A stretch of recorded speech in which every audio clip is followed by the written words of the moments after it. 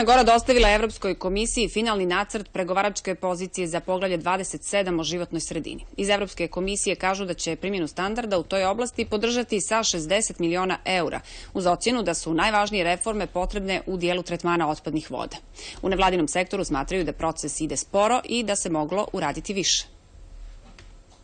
Zaštita životne sredine osnov je za održivi ekonomski razvoj i vlada države koja je kandidat trebalo bi da osim usvajanja evropskih zakona uloži i novac u zaštitu životne sredine jer je to investicija, a ne trošak, kažu iz Evropske komisije. Bitno je da vlada pripremi pregovaračku poziciju za poglavlje 27. Primjena pravne tekovine Evropske komisije o zaštiti životne sredine zaostaje u oblasti tretmana otpadnih voda i te reforme Crna Gora mora sprovesti energičnije. Evropska unija će podržati reforme sa 60 miliona eura već od 2018.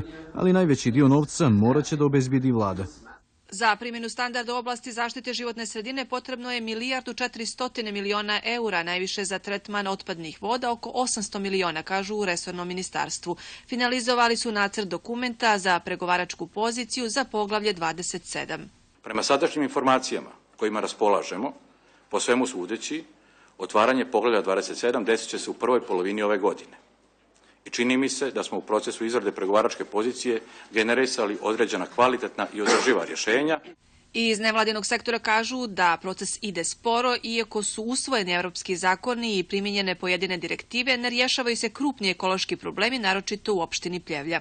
Smatra se da je jedan od najzagađenijih gradova u Evropi. Dakle, pratimo sva pitanja koja su vezana za termoelektranu, dostavili smo naša mišljenja mnogo puta i vama i Evropskoj komisiji i ne vidimo da je tu došlo do nekog značajnog pomaka. To je veliko pitanje koje je otvoreno u ovoj pregovaračkoj poziciji, zato jer je veliko pitanje na nivou same Evropske unije. Iz ministarstva kažu da će do kraja godine pripremiti zakon o industrijskim emisijama i plan primjene evropskih direktiva za velike industrijske zagađivače.